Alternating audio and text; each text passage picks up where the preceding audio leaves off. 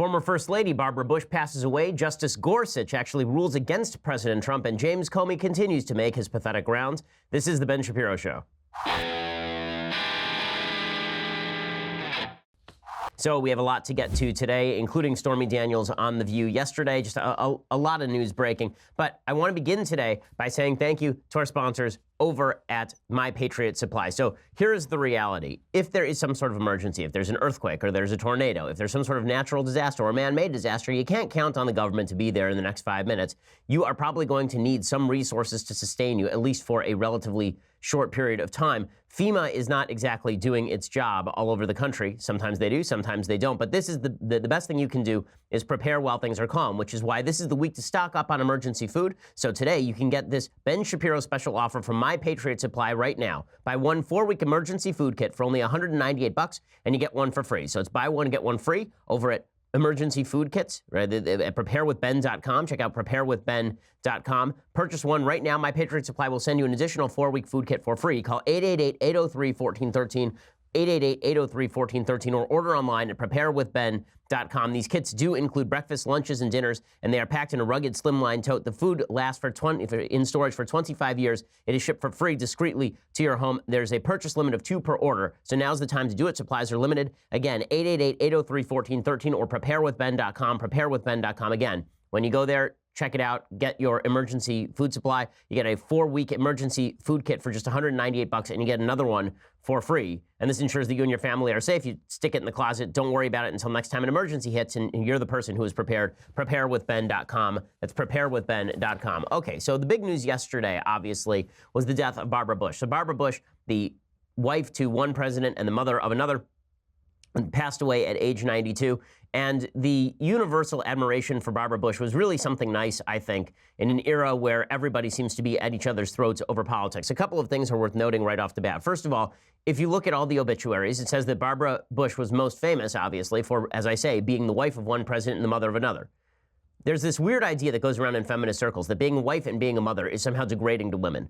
That somehow it is what you do, not in your relationship with others, but what you do in your career that matters most. Well, for the vast majority of human beings, it is what you do in your family life and the kind of children that you raise that is going to be your final legacy on the world. Right? Barbara Bush said this herself in 1990. She was speaking at Wellesley. She was protested in 1990, so this just shows how long these college protests have been going on. But Barbara Bush, who was then First Lady of the United States, she talked about why family was valuable in life in 1990 at a graduation. So I want to offer a new legend. The winner of the hoop race will be the first to realize her dream, not society's dreams, her own personal dream. And who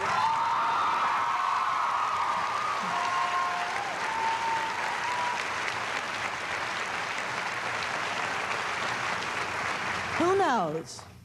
Somewhere out in this audience may even be someone who will one day follow in my footsteps and preside over the White House as the president's spouse, and I wish him well.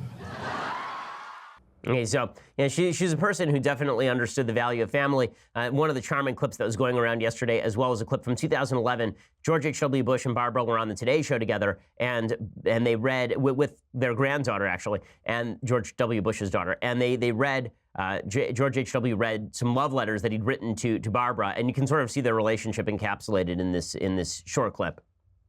December 12th, 1943. My darling Bar. This should be a very easy letter to write. My grandparents have been writing each other love letters for more than 60 years. I love you, precious, with all my heart, and to know that you love me means my life. 6, 1994. For Barbara Pierce from GHWB. Will you marry me? Oops, I forgot you did that 49 years ago today. I was very happy on that day in 1945, but I'm even happier today. You've given me joy that few men know. I've climbed perhaps the highest mountain in the world, but even that cannot hold a candle to being Barbara's husband. Mom used to tell me, now, George, don't walk ahead. You never listened to your mother. Little did I know I was only trying to keep up with Barbara Pierce from Onondaga Street in Rye, New York. Oh, I love you. I love you too. No, can't be. Why are we such criers? You know what? You could be Speaker of the House.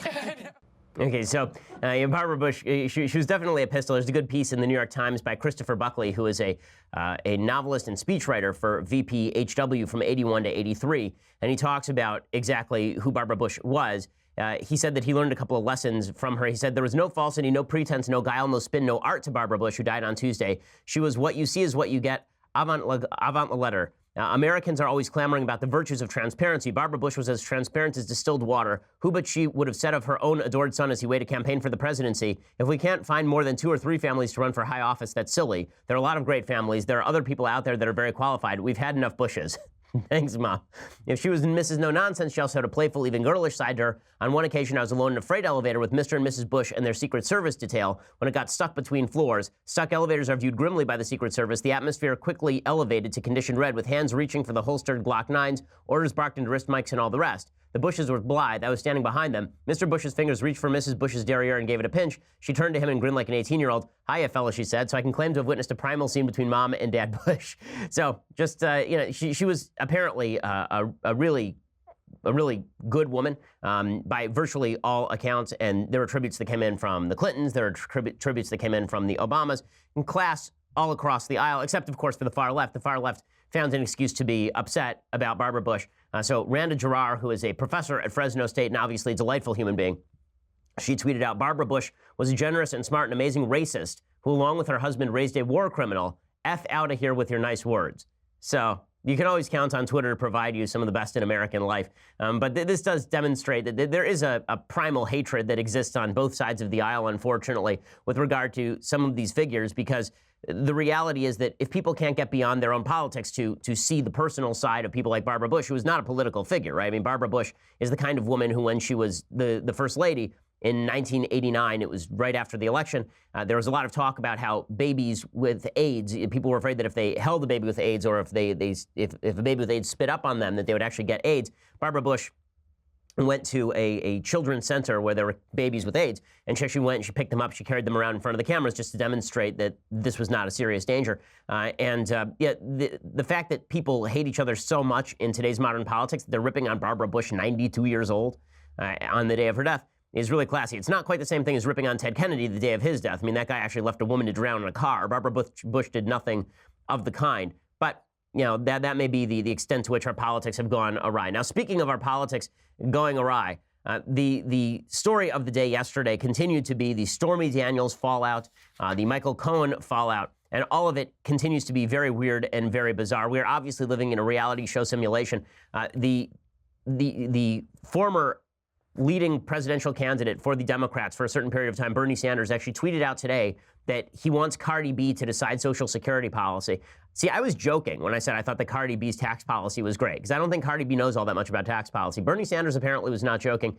That just shows you how crazy things have gotten. Well, now Stormy Daniels was appearing on The View. And if you don't believe that so much of our controversy, so much of the hatred that we see in America's public life is now driven by the TV theatrics of our political actors, all you have to do is watch TV for 5 minutes and be disabused of this. So Stormy Daniels, who is a self-aggrandizing porn star who had sex with a married man in 2006, earned $130,000 out of it right before the election, and then decided to forego the $130,000. She's giving it to Planned Parenthood, which is obviously a very classy move.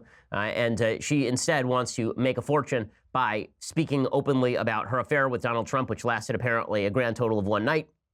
Well, now she's on The View, and on The View, she's explaining that she is not in it for the money, that she is not in it for the glory. She is obviously in it for both the money and the glory. And listen, she's a free person in the United States. She can do whatever she pleases, but that doesn't mean that we have to put aside our critical thinking skills. She showed up with her lawyer, Michael Avenatti, at the Michael Cohen hearing the other day in New York. There was no reason for her to be there. She showed up there because she wants to stay in the news. And she's very good at staying in the news. And the news are very good about keeping her in the news. So here was Michael Avenatti explaining that this was not a publicity stunt, and Stormy Daniels saying this was not a publicity stunt to show up in court to an event that had nothing to do with her. I want to address the first part, and I'm going to let her address the second part. As it relates to us having nothing to do with the case, I mean, that's just not accurate. On Friday, Judge Wood, who I know, granted me access to that case, stated that she would hear from me as to any issue that I wanted to speak about, recognizing that we did have standing in connection with that case, because some of these documents that were seized relate to her. And in fact, the warrants stemmed in significant part from what happened to my client. So we had every right to be there, and Judge Wood, the sitting federal judge, would not have granted me access to address the court if we had no business being there. But I'm going to let Stormy speak to this issue of making money from the tour, et cetera. Go ahead. Yeah. Can I just say, first of all, I did not name the tour. That you won't hear me say it. I haven't promoted that name. I think it's awful. You think the name's awful? Yeah, I don't like to use, I think it's cheesy and a play on someone else's idea, and I try not to do that. A strip club owner in the Carolinas came up with it, and everyone else has latched onto it. As far as the tour, yes, I've gotten more bookings than usual, but I'm doing the job that I've been doing for the last almost 20 years. Yes, there's a lot of publicity, but I didn't do it for that because this isn't what I want to be known for. As a matter of fact, I hid for quite a while, and it's overwhelming and intimidating. Okay, I'm sorry. I'm sorry. The media portraying Stormy Daniels as some sort of great heroine who's coming out here because she just wants the truth told. This isn't what she wants to be known for. Yes, I'm sure she wants to be known for the Witches of Brestwick. That's what she wants to be known for, right? What she really wants to be known for is stripping, but not on the Make America Horny Again tour, which is what the name of her tour is. That's the name that she doesn't want to mention there. And she feels really bad about that because, I mean, that's humiliating. It's not humiliating to strip naked in front of a bunch of men after talking about having an affair with the President of the United States. That's not humiliating. It's really the name of the tour. That's really where you got to draw the line. I mean, if you're going to talk about class, that's really where you got to draw the line. It's not, you know, the being a pornographic actress thing that's humiliating in any way. It really is the fact that you're now speaking on The View, fully dressed, about all of this stuff. That's not what you want to be remembered for. You definitely want to be remembered for those lesbian porn scenes. That's definitely the thing that's going to go on the epitaph right there. Like, what in the world?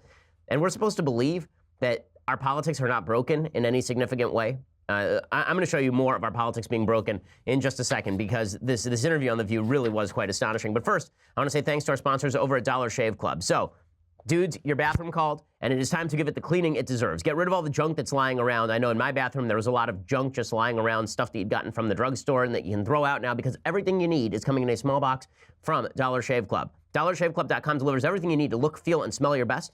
They're more than just razors, and it's better than shopping in a store. They have razors, shave butter, shampoo, body wash, toothpaste, everything you need to look, smell, and feel your best. I get an amazing high-quality shave every morning from my Dollar Shave Club Executive Razor right here under my jawline. It is the best razor that I have used, and they have their Dr. Carver's shave butter, which is also fantastic. It goes on clear so you don't cut your jugular when you're shaving. And since DSC delivers everything directly to you, you don't have to set foot in a store, wandering the aisles, hunting for razors, shampoo, body wash, toothpaste, none of that. Clean up your bathroom and your morning routine. Join Dollar Shave Club today, and just for just $5 with free shipping, you'll get the 6-blade executive razor, plus trial sizes of shave butter, body cleanser, and the one-wipe Charlie's. Then keep the blades coming for a few bucks more every month. Get yours as dollarshaveclub.com/Ben. That's dollarshaveclub.com/Ben for the special deal. dollarshaveclub.com/Ben. Check it out. There's a reason they're one of the fastest growing companies in the country. Okay, so speaking of the craziness of Stormy Daniels on The View, everybody's favorite portion of television, of course, yesterday was the reality TV show reveal of the likeness of the person who allegedly threatened Stormy Daniels. So I do love that Stormy Daniels says in this interview she tried to stay silent about this for a long time. Well, no, actually she tried to sell the story to In Touch magazine, and then she tried to sell the story to National Enquirer, and then she sold the story to Trump, and now she's selling the story to the media. So that's not good at being quiet about things, just last I checked. But she says in 2011, after In Touch Weekly was going to print a story about her having a one-night affair with Trump, and she was going to get like 15 grand for all of that, then some weird guy came up to her in the parking lot of some grocery store with her daughter and said to her something about how nice baby you got there, it'd be a shame if something happened to her mother, which is just something from a bad dime novel. Maybe it happened, maybe it didn't, but this reveal on The View is just so ridiculous. I'm sorry. If this were something that really mattered to Stormy Daniels, I assume she would make a police report of some sort. I assume that she would actually turn in this photograph to the police. Right? I assume that she would take it a little more seriously than to go on The View, right, to reveal it. Now, listen, I'm not ripping on The View. I desperately want to appear on The View. But that said, this does not exactly pass the smell test in terms of non-publicity seeking behavior from Stormy Daniels.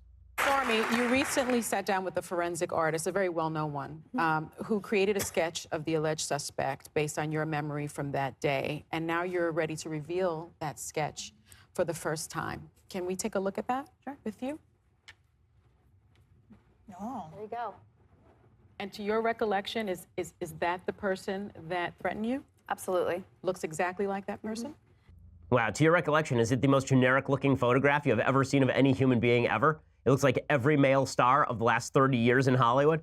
Wow, thanks, Stormy, for that. You've really cleared it up. I'm sure that all the information will certainly be forthcoming, although I have my own suspicions that it was Tom Brady fresh off Deflategate. He had to do something to get his name out of the headlines, and so he decided to go and threaten Stormy Daniels in 2011, wearing the boy band haircut. Just really strong stuff from Stormy Daniels there. And the media taking all this stuff seriously is truly incredible. But of course, that's not the only stuff they're taking very, very seriously. They are also taking very seriously, and continuing to do so, all of the information about Michael Cohen. So Michael Cohen, of course, is President Trump's lawyer.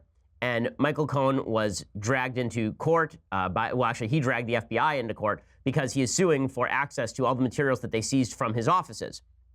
There's a lot of speculation about what exactly is in those materials, what exactly Michael Cohen has to worry about. But the two big headlines to come out of this are that Michael Cohen is in serious legal jeopardy, which could be trouble for Trump, and two, that one of Michael Cohen's clients was, of course, the talk show host on Fox News, Sean Hannity, right, with whom I'm friendly. So Michael Avenatti, who is the lawyer for Stormy Daniels, again on The View, he says that he has no fear that Michael Cohen will eventually flip on Trump and Trump will be taken down by the great and brave Stormy Daniels. Here he is actually on MSNBC, Avenatti, talking. I mean, the guy just he must live at these TV studios as often as he's appearing on TV. You think Michael Cohen's wife is going to advise him to take a 20-year bullet for the president? What about his children? What about his children? I mean, listen, Donnie Deutsch knows Michael Cohen, and we know other people that know Michael Cohen. He loves his kids. He loves his family. And he loves his kids more than he loves Donald Trump. Well, I understand the loyalty and all that other stuff. But that only goes so far. It only goes so far when your own children are saying, Dad, what's going on? It's either Trump or not watch your kids grow up. What are you the level of speculation that is occurring right now on cable television is just astonishing. I was watching CNN again at the gym yesterday, and I'm trying to remember whose show it was, but one of the shows was just the entire hour was dedicated to speculation about the connection between Michael Cohen and Sean Hannity, which is cable news' other favorite topic. They're fascinated with the idea that Sean Hannity had the same lawyer as the president. Well, is that really a giant shock? That Sean Hannity is friendly with the lawyer for the president? Sean Hannity is probably calling Trump every night. In fact, I have pretty good information that he does talk to President Trump on a very frequent basis. The Washington Post reported the same thing today. That's not any sort of surprise, and he's known Michael Cohen for years. The only weird legal issue here is that Sean has alternatively claimed that Cohen was his lawyer and that Cohen was not his lawyer. For purposes of confidentiality and privilege, that does make some difference, but the newsers that are going crazy over this, the CNNs and MSNBCs that are going totally nuts over this, I'm just wondering what's so crazy about Hannity having the same lawyer as Trump. Like, I assume that Hillary Clinton's lawyers represent a lot of members of the media because she probably is represented by mainstream law firms. Is that the end of the world? Right? Half the people in the media worked in the Clinton administration. Is that supposed to be some sort of great shock to anyone? Like, for example, you're seeing Chuck Todd over at NBC and MSNBC saying that he is stunned by Fox News' coverage of the fact that Sean Hannity was using Michael Cohen as his lawyer and covering the Michael Cohen's fallout at the same time. I am stunned that Fox had no punitive response. Not a Sean Hannity must disclose every night. Not a he can't cover this story. Not a he's been suspended for a week. Nothing. Not a single thing. They are saying this is okay for anybody that works at Fox News. Okay, literally George Stephanopoulos, the chief of staff for Hillary Clinton, who wrote in his memoirs about crying with Hillary Clinton after President Clinton won in 1992, interviewed Hillary Clinton multiple times during the last campaign, and ABC News made no disclosure about that at the top of any of the shows, and he covered it as an objective journalist. How has he magically changed into an objective journalist? The answer is he wasn't. It's just that the media don't care when it's a lefty who has close associations with members of the Democratic Party. They care very deeply when a member of the media has close relationships with top members of the Republican Party, right? Brian Stelter said some of the same stuff on CNN. He said, if Rachel Maddow had been getting legal advice from Hillary's attorney, Sean Hannity would go crazy. Let's imagine in a parallel universe where Hillary Clinton's president, Rachel Maddow, was discovered to have been getting secret legal advice from a Clinton lawyer. Never mind the idea that that Clinton lawyer would have been raided and would have been under investigation. If Maddow was under the microscope like that, Hannity would be, he would be ripping, he would be going wild with it. He would be talking about it nonstop. And I think what is so frustrating to most Americans when these partisan wars is the lack of consistency. That Hannity would erupt if it were the other side. Okay, so I agree on the lack of consistency point. My only question is why is it that Brian Stelter is willing to ignore the lack of consistency on his own side of the aisle?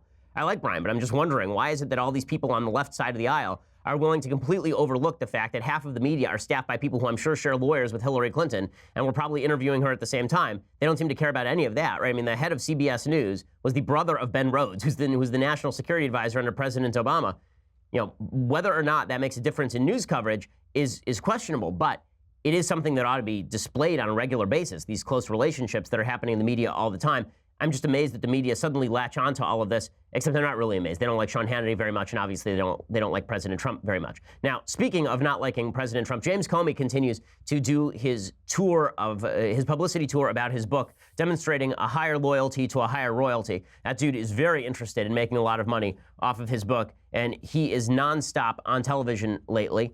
It is really amusing to watch him. So yesterday he said that President Trump has a weird obsession with James Comey. This is what Comey said. He said, Donald Trump is treating me like a scorned high school date. Dude, you're the one who literally went and wrote a book about how much you don't like Trump. Right? Trump wasn't saying a lot of stuff about you until you decided to come back with the book. Now, I'm not really pleased with how Trump has handled the whole James Comey debacle. I didn't think that it was greatly handled in the first place. But for James Comey to be walking around saying that Donald Trump is the scorned lover in this particular relationship seems to be ignorant of things like mirrors and self-awareness. It's pretty incredible.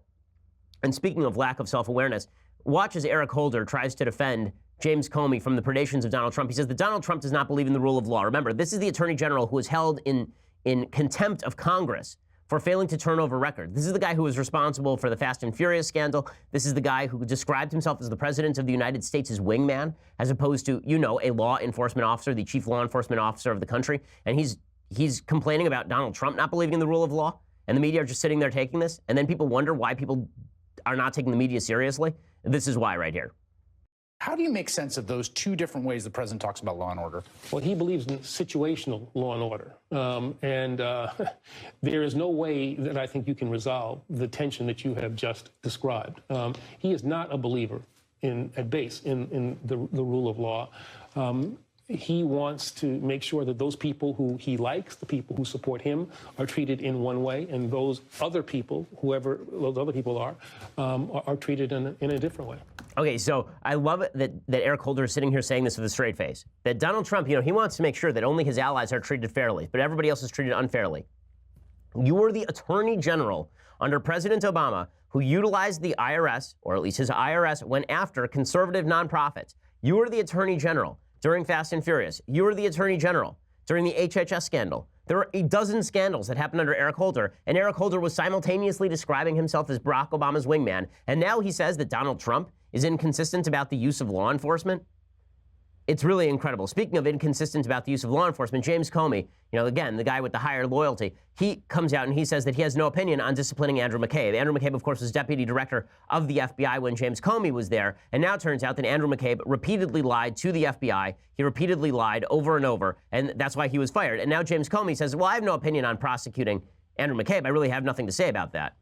So he didn't deserve the discipline he got, Andrew McCabe? No, I think the process, I don't have a view on what the ultimate discipline should have been, but this is the system working. This is the Justice Department holding accountable its employees to the truth. So he has no opinion on what should happen to Andrew McCabe. Amazing. He had an opinion on what should happen to Hillary Clinton. He has opinions on what should happen to President Trump, but he has no opinion on what should happen to Andrew McCabe, the guy who worked underneath him and who was simultaneously leaking materials to the media and pretending that somebody else inside the FBI was performing those leaks. The Inspector General has a full report on Andrew McCabe, okay? And what they found is that McCabe lacked candor on multiple occasions and violated FBI policy when he authorized the disclosure of sensitive investigative information to a reporter.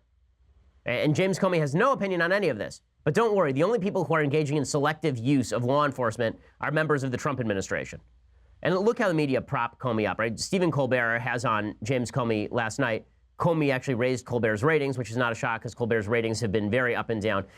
And they drank together, I mean, Comey and Colbert, because there was that story in Comey's book about how Comey, after being fired, drank red wine from a paper cup on a plane on the way home to Washington, D.C. So, of course, Colbert and Comey drank together. The last time Colbert drank with somebody, it was Hillary Clinton. Not a shock there either. But here's Colbert really just massaging Comey's shoulders. If it felt like you were working for a mob boss, were you surprised that you got whacked? Because that's what they do.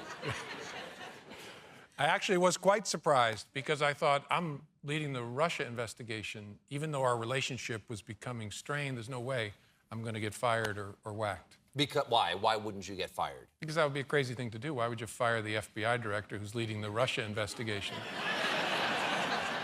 Because you're leading the Russia investigation. I don't know if you've dealt with mob bosses before, but they don't like to be investigated. Okay, so Stephen Colbert, of course, is making a point that he doesn't know that he's making, which is if James Comey really thought all these terrible things about Trump, why didn't he quit the first day? Why didn't you just quit and say, the president asked me for a loyalty oath, I wasn't willing to give him a loyalty oath, and I'm not going to serve under that president? But, of course, James Comey is there in his I don't even know what he's wearing. I mean, he's wearing like a black shirt and a gray jacket that makes him look like something straight out of 50s lounge. And Stephen Colbert is talking with him, of course, in the most glowing terms about President Trump. All of this stuff is so off-putting. James Comey has nothing new to tell. We know his story, okay? And his story is what his story is. He's so self-aggrandizing that I think he's actually undercutting his own cause. James Comey, again, former FBI director, yesterday he said that he imitated LeBron James on leadership. No, this isn't a real... This is just astonishing. This isn't him pandering in any way. This is what he says. I'm sure that he just goes around talking about LeBron James on leadership. This is what James Comey does. I admire LeBron James, and he's probably about to find out I used to talk about him all over the FBI and say he illustrates what the endless pursuit of excellence looks like. But every offseason I've read, he tries to find a part of his game to make better, which is crazy because he's already better than everybody else. It's because he measures himself not against the others, but against himself. So I used to say inside the FBI, look, this is a great organization, but it's not good enough. It can't ever be good enough. We have to find parts of our game to make better. Look at LeBron James. He is insufferable. I'm sorry, he's just insufferable. There's no way to watch James Comey and not think that he's actually doing damage to the anti-Trump cause by being this insufferably douchish. I mean, it's just awful.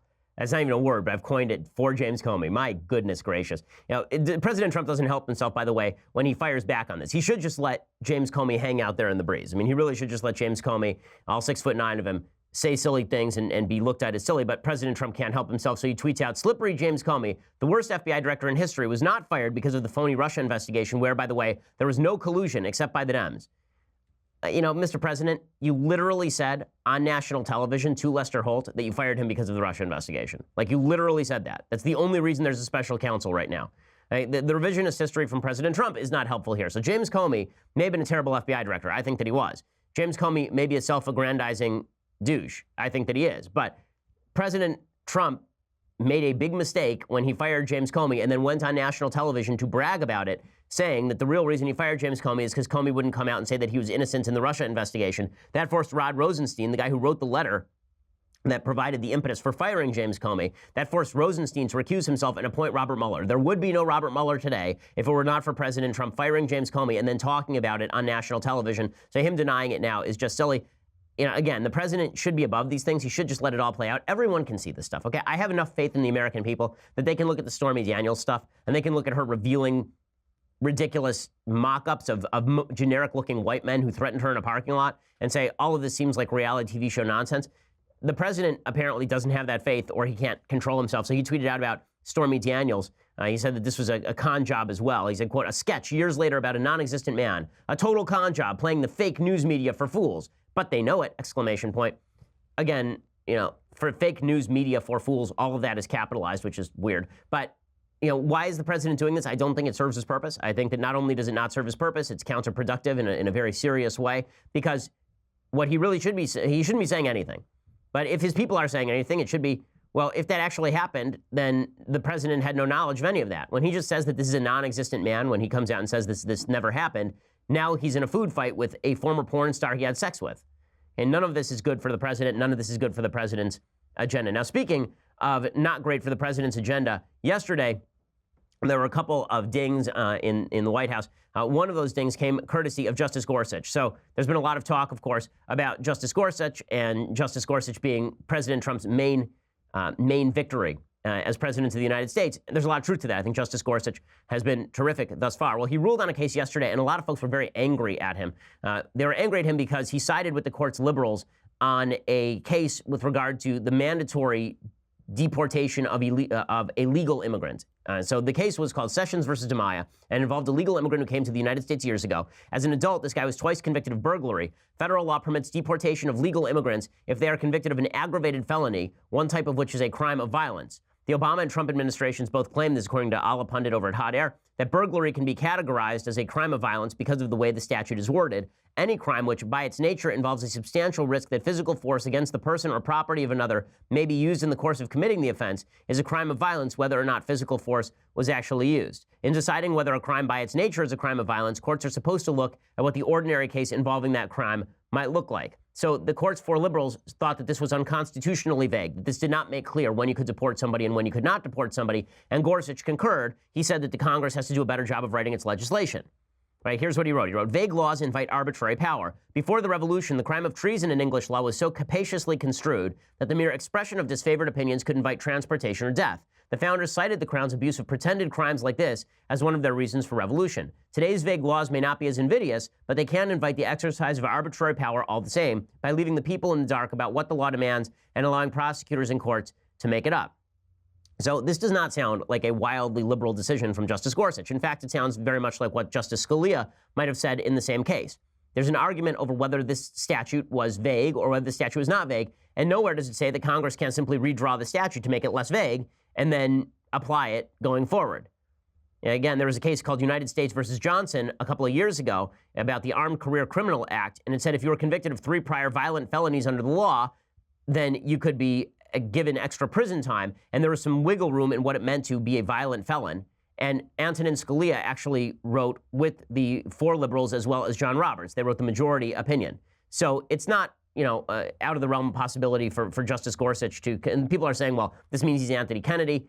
That's not true. I just don't think that's right at all. I think Justice Gorsuch continues to be a real asset to the court, and I think the ruling yesterday, it's controversial, but I don't think that Gorsuch gets this one wildly wrong. Now, speaking of controversies that may mean more inside the administration, apparently Nikki Haley is now in a fight with other members of the administration. So Nikki Haley, who is, of course, at the United Nations, as I have said, my spirit animal. Nikki Haley at the United Nations is my favorite thing in American government in a very long time. She's the U.S. ambassador to the UN. Well, on Sunday, she said that there would be new sanctions against Russia that were forthcoming. And then the administration walked that back, and Larry Kudlow suggested that she had been confused. And so Nikki Haley let Dana Perino know in a statement over Fox News, quote, with all due respect, I don't get confused. And that was after Kudlow had told reporters that there might have been some confusion, momentary confusion.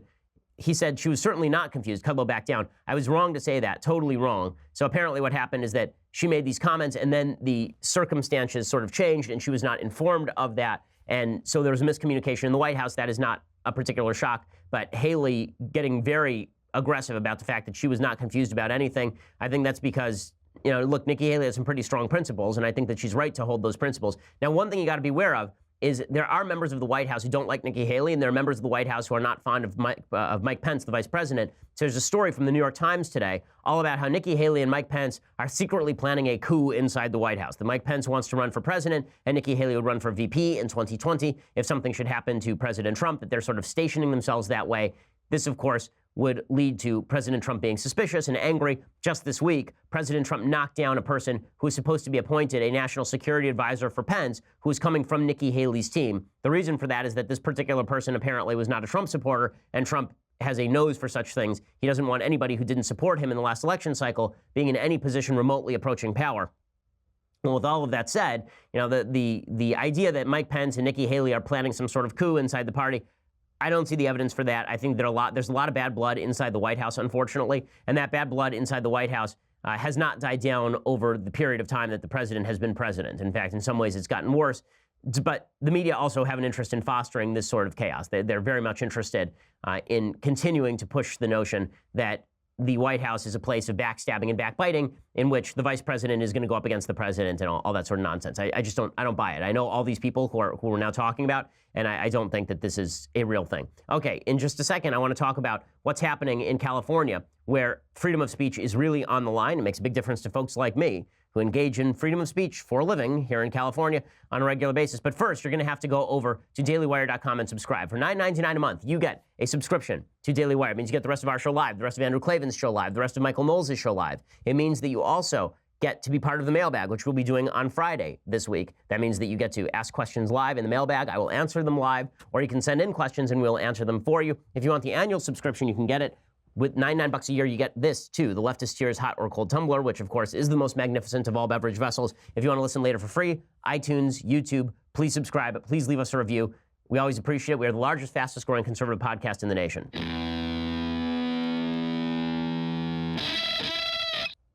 Alrighty, so meanwhile, over in California, the California legislature is pushing a new law that really should scare people. It essentially bans the sale of particular books. I am not kidding. This is something that is happening in the state of California. So according to David French over at National Review, Assembly Bill 2943 would make it an unlawful business practice to engage in a transaction intended to result or that results in the sale or lease of goods or services to any consumer that advertise, offer to engage in, or do engage in sexual orientation change efforts with an individual. The bill then defines sexual orientations change efforts as any practice that seeks to change an individual's sexual orientation. This includes efforts to change behaviors or gender expressions, or to eliminate or reduce sexual or romantic attractions or feelings toward individuals of the same sex. Okay, this is insane.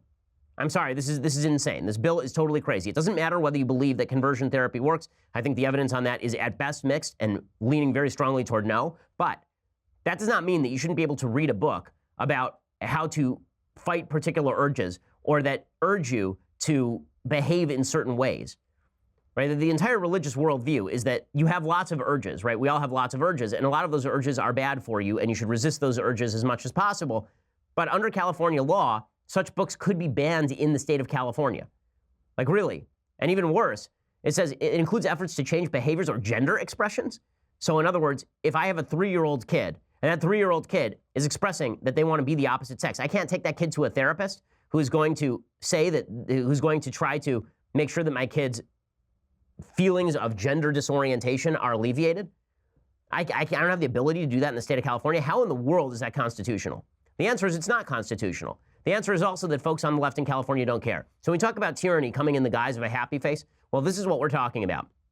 The folks on the left in California suggesting, of course, that gender expression is innately baked into the cake, that sexual orientation is innately baked into the cake, and that any attempt by anyone to say any different should be illegal in the state of California is fully crazy and fully violative of First Amendment basic freedoms. It's also not true. Okay, it's also not true. Human behavior changes on a regular basis. Now, I'm not talking about your desires. Your desires may not be changeable. But it is a fact that when it comes to, for example, gender expression, 80% of all kids who identify as cross-gender when they are young grow out of it by the time they are teenagers. And you're now telling me that I have to reinforce that at the state level, and that if I don't, the state is going to sue me? The state is going to punish me? And remember, this isn't just seeking the services of a psychiatrist. This is if I even buy a book about this. If Barnes & Noble carries a book about how to deal with a child who's suffering from gender dysphoria, and that book suggests that you don't have hormone treatment or humor it, that this may actually be a violation of California state law. I mean, this is insane. It's totally crazy. As David French writes, to take one example, large numbers of children who exhibit gender dysphoria eventually desist. Their dysphoria resolves itself as they grow older. Indeed, there's serious research indicating that this is the most likely outcome for a child with gender dysphoria. But under AB 2943, the very act of communicating this truthful and indeed hopeful message could very well lead to legal jeopardy. Not just that, you can see a world in which California goes even further than this and starts taking children out of homes. If you're a parent who says, listen, my little girl is not a little boy, no matter what she says, then you could see the state saying you are now engaging in child endangerment. I cannot imagine the Supreme Court of the United States would uphold this law. I just can't imagine it. Now, maybe a couple of the justices would try to uphold the law, some of the more radical justices, but I just can't imagine that the Supreme Court would say this doesn't violate the First Amendment. It very, very obviously violates the First Amendment. It has already passed through 2 committees by 8-2 and 8-1 margins. It may come up for an assembly vote this week. And of course, this is the future of California is the future of the left. So if you wonder why folks on the right are so unwilling to make bargains with folks on the left about social issues, this is the reason. Because social leftists are interested in not only changing minds, but enforcing that change on people from above using the power of government. I mean, this is truly evil stuff. Suggesting to people they shouldn't be able to buy books they want to buy, suggesting to people that they shouldn't be able to bring kids to the therapist they want to bring kids to is just insane and evil. It really is. And the fact that California is pursuing it demonstrates how crazy the left has gone on social issues particularly. Okay, time for some things that I like and then some things that I hate. So, things that I like today. So I'm in the middle of reading a book by Todd S. Purdom called Something Wonderful. And it really is a great book. It's all about Rodgers and Hammerstein. Of course, I'm a huge Rodgers and Hammerstein fan. Carousel, Oklahoma, South Pacific, The Sound of Music, The King and I. They wrote a bevy of fantastic, fantastic musicals. The one I've lately been listening to a lot is Carousel. And I have to say, my kids have totally ruined me. I used to be able to listen to Carousel without crying or without being emotional in any way, and that was the way I preferred my life. And now I listen to Carousel, and I'm a mess. So well done, children. You've destroyed me as a human being. But the relationship between Rodgers and Hammerstein, not only does it say something about how great art is created, but the art that they created is quintessentially American. If you look at the work that they did, so much of it is about this sort of liberal consensus post-World War II and even during World War II about what it was that America stood for, what America was fighting for. They have several shows about cross-cultural exchanges. They have a couple of shows specifically about fighting racism. South Pacific, particularly, is a very anti-racist show. They take on some really difficult issues. In Carousel, for example, Billy Bigelow, who's the hero of the show, he's really not the hero of the show. He's the anti-hero of the show. He's a really bad guy. One of the descriptions about Billy Bigelow's character that I think resonates is that Billy Bigelow in Carousel is supposed to be a really bad person who you significantly dislike until he starts to sing. Because when he sings, suddenly he's expressing what he feels as opposed to how he behaves, and you sort of understand all the challenges that he faces as a character. But there's spousal abuse in Carousel, and it's taken very seriously in the show. It's just, there has been no better lyricist than Oscar Hammerstein. Despite all the talk about how naive his lyrics are, you cannot listen to the soliloquy from Carousel without understanding how good his understanding of human character was, and also the understanding of what male and female are like. And I think that if you look back to his lyrics particularly about how women sing about men, how men sing about women, it's very true to what men and women are on a general level. Of course, general level doesn't apply to each individual, but it does apply in general. And in the soliloquy particularly, like there's one beautiful move that Oscar Hammerstein makes in the soliloquy from Carousel. You should go listen to it if you haven't.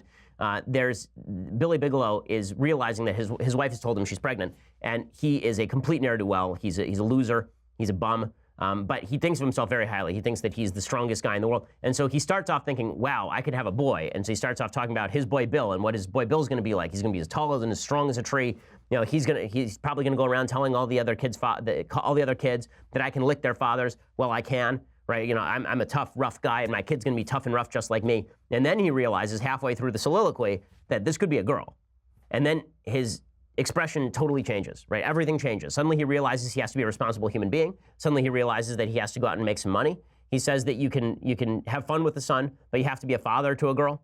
And by the end of the song, he starts off talking about how strong he is and how tough he is, and how he wants to see that in his son. And by the end of the song, he says, I need to go out and I need to earn, I need to go make some money because I don't want my daughter growing up in an area with a bunch of bums just like me. Suddenly there's actually some introspection that takes place when you have kids that you're responsible for. It's an amazing, amazing song, but that's true of all of their lyrics. The simplicity of Hammerstein's lyrics are deceptive because people think that great lyrics are really complex. They think that Lin-Manuel Miranda's lyrics are of the same level as Hammerstein's, or even Sondheim's are of the same level as Hammerstein's. I really don't think that's the case. I think that Hammerstein had a unique understanding of human individuality, and that's why you can listen to lyrics from two different characters in Hammerstein's show, and they sound very different, whereas if you listen to Sondheim lyrics for most of his characters, they sound like Sondheim, almost in the way that Aaron Sorkin is a very good writer, but all of his characters sound like versions of Aaron Sorkin. The same is not true for Hammerstein. Okay, so check out the book Something Wonderful by Todd Purdom. Other things that I like, so this is pretty amazing. A heroic female pilot did save the Southwest flight. This is a frightening story. So obviously, if you saw yesterday, it was all over the news. There's a Southwest flight from New York to Dallas, and the Southwest flight, an engine came off the plane. It exploded. Part of the left engine ripped off, and part of it flew through the window. It killed a woman. There was a woman who sucked halfway out of the plane. She ended up dying. She apparently was a tremendous person as well, from all accounts. But the woman who saved the flight, the pilot, was Tammy Jo Schultz, 56. She was one of the first Air Force pilots in the United States to be a woman. And she's a religious Christian. And apparently a passenger on the flight said, "We were leaving LaGuardia heading to Dallas. We were west of Philadelphia, probably about 30,000 feet. All of a sudden, we heard this loud bang rattling, and then it felt like one of the engines went out. The oxygen masks dropped, and flight attendants did a good job. The pilot came on and said, we're diverting to Philadelphia, and there was a serious medical injury. I don't know much about that, but I was sitting in front with a couple of passengers. We got the mask on, and as soon as we landed, we were thankful. The pilots did a great job. The crew did a great job. They got us down to Philly, and that's when I took a photo of the engine, and it appeared that it shredded the left side engine completely. So we were coming down. We dropped 30,000 feet to 25,000 feet. The pilot regained control. It was pretty scary. The pilots did a great job. So who exactly is this woman? As we say, she was one of the first female fighter pilots and the first woman to fly an F-18. She wasn't permitted to fly in combat, but she became an aggressor pilot and an instructor. And of course, she is also a religious Christian. She talks about the fact that every time she flies, she sees it as proof of Christ in her life. So sounds like a pretty amazing person and well worth celebrating. Okay, time for a quick thing that I hate. Alrighty, so I want to give you the update on the Starbucks boycott, the stupid Starbucks boycott. So as I said yesterday on the show that I am skeptical of the stories that some vast swath of racism is happening across the country by Starbucks employees. And I showed you a tape from one Starbucks in Torrance, which is an area that is about 40%, 35% Asian, and I think it's about 2% black and largely Hispanic as well. So it's a heavily minority area. And this Starbucks employee, who's Asian, supposedly told a black guy he couldn't use the restroom, and all we saw of the tape is what the black guy had to say about it, but we never heard the manager's account of exactly what happened. Well, the same thing happened at the Starbucks in Philadelphia that led this whole thing off. Right? It turns out that the manager of the Starbucks has spoken out. Her name is Holly, and she has spoken relatively anonymously.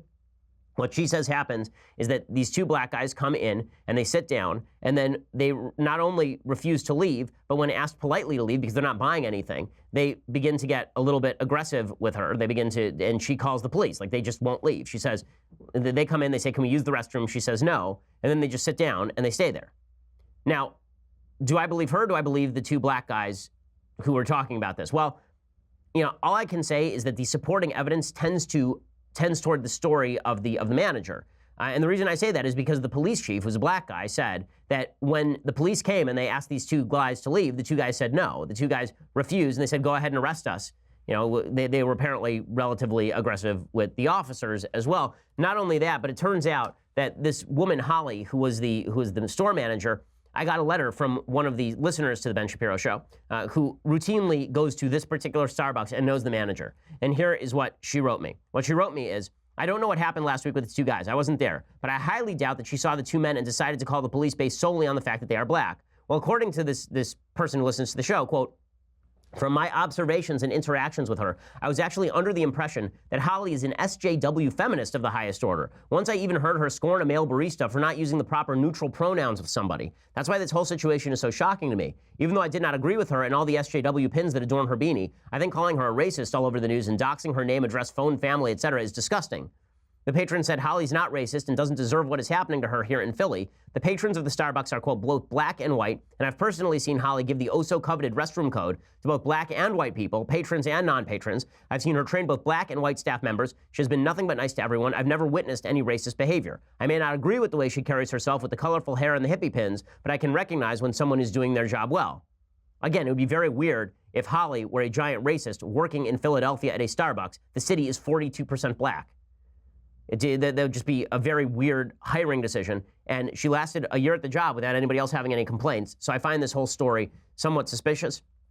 But Starbucks is a soft target. Starbucks is never going to say that the incident didn't happen or defend their employee. They're always going to cave into the SJW crowd because this is what they do. This is the danger of being on the side of the SJWs. Eventually, they always eat their own. Okay, so we'll be back here tomorrow with all the latest. I'm Ben Shapiro. This is The Ben Shapiro Show. The Ben Shapiro Show is produced by Mathis Glover, executive producer Jeremy Boring, senior producer Jonathan Hay. Our technical producer is Austin Stevens, edited by Alex Zingaro. Audio is mixed by Mike Coromina. Hair and makeup is by Jesua Alvera. The Ben Shapiro Show is a Daily Wire Forward Publishing production. Copyright Forward Publishing 2018.